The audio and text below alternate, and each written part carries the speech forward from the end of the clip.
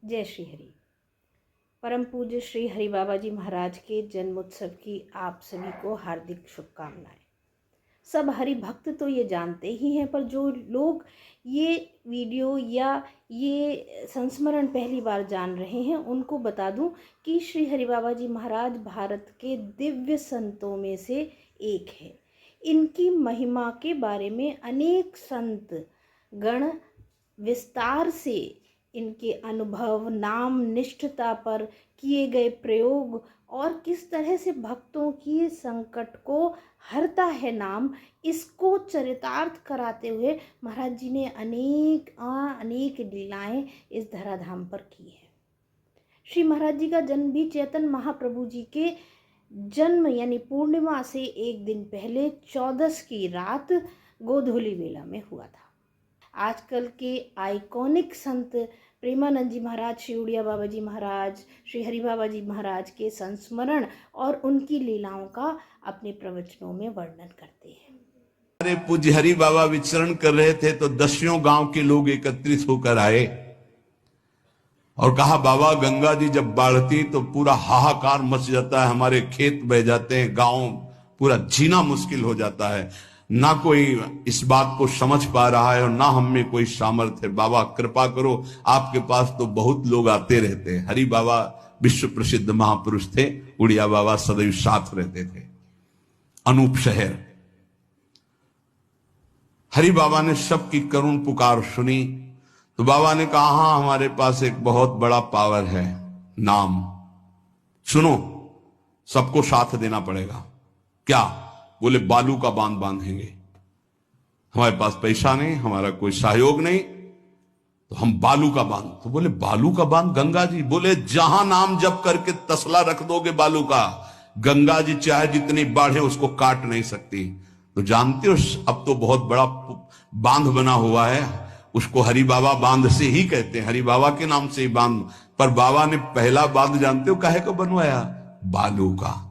भर भर के बालू, नाम उच्चारण हो रहा है, हरे कृष्ण हरे कृष्ण। बाबा यह कीर्तन करवाते थे और ऐसे तसला फावड़े में भरा जा रहा है, कृष्ण कृष्ण कृष्ण, और रखा जाता कृष्ण। बोले गंगा जी की सामर्थ्य नहीं कि काट दें। ऐसा ही हुआ, गंगा जी बहुत बढ़ी पर दिशा बदल दी, बांध का स्पर्श ही नहीं हुआ।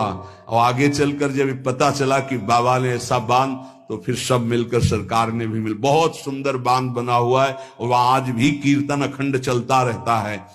बहुत बड़े बड़े महापुरुष वहां बैठ करके साधन भजन भी किए। हरि बाबा, उड़िया बाबा जब थे तो भाई जी महाराज, बड़े बड़े संत जाकर वहां सत्संग करते थे। नाम का प्रभाव गंगा जी ने नहीं स्पर्श किया, उस बांध को जो बालू का बांध दिया गया। आप समझते क्या है? नाम में अपार। कैसे कोई वैज्ञानिक मानेगा इस बात को कि ये नाम का प्रभाव। रोज नाम कीर्तन में वर्षों से एक भक्त जाते थे। बाबा ने पूछा, देखो अगर संत किसी को पूछते हैं तो आप ये समझ लो कि आपके जन्म जन्मांतरों के सुकृत सफल हो गए कि आप उनकी स्मृति में हैं।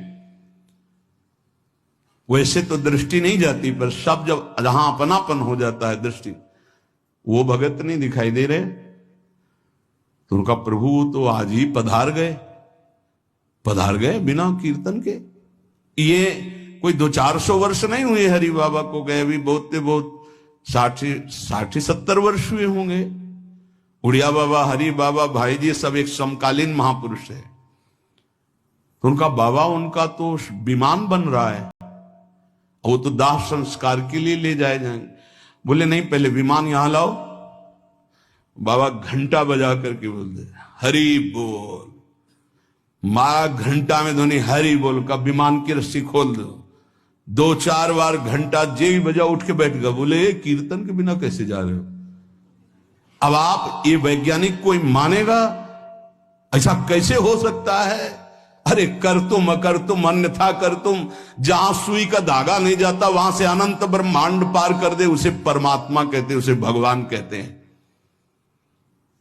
कीर्तन हुआ, बोले अब जाओ हमारे हरि के पास।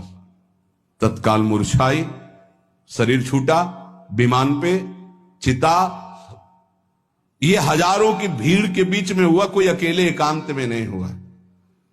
मेरा परिवार धन्य है जो आज चौथी पीढ़ी श्री महाराज जी के चरणों में उनकी सेवा में समर्पित है। ऐसे दिव्य संतों का पृथ्वी पर आ जाना एक कहीं ना कहीं भगवान या भगवत स्वरूप का साक्षात विराजमान होना ही हो सकता है, क्योंकि एक आम साधारण मानव में तो ये शक्तियाँ, नाम के प्रति ये निष्ठता और नाम के प्रति, भगवत धाम के प्रति ये अनुराग हो ही नहीं सकता। महाराज जी जब कीर्तन करते थे तो उनकी दिव्यता देखने को मिलती थी। किस तरह से एक वेग से घंटा बजाना, नाम संकीर्तन करना।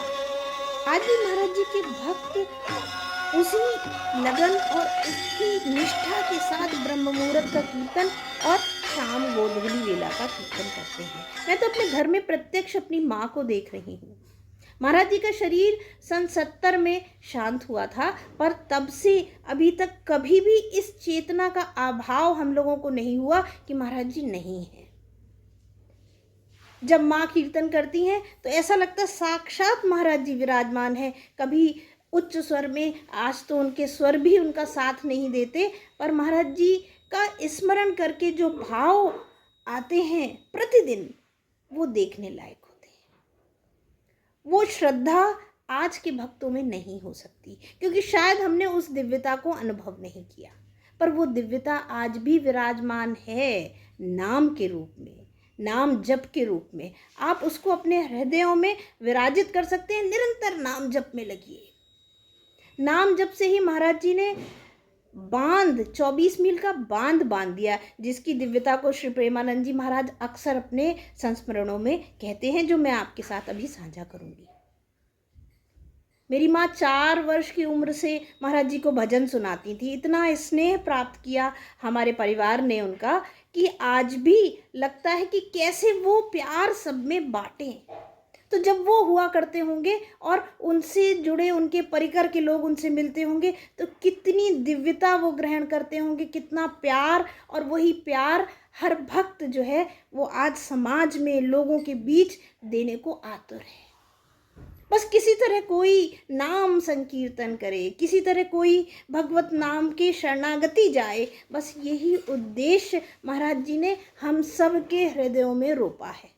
और आज उनके जन्मोत्सव में कुछ लंबी बात नहीं, सिर्फ थोड़ी थोड़ी देर नाम संकीर्तन जरूर करें आप सब।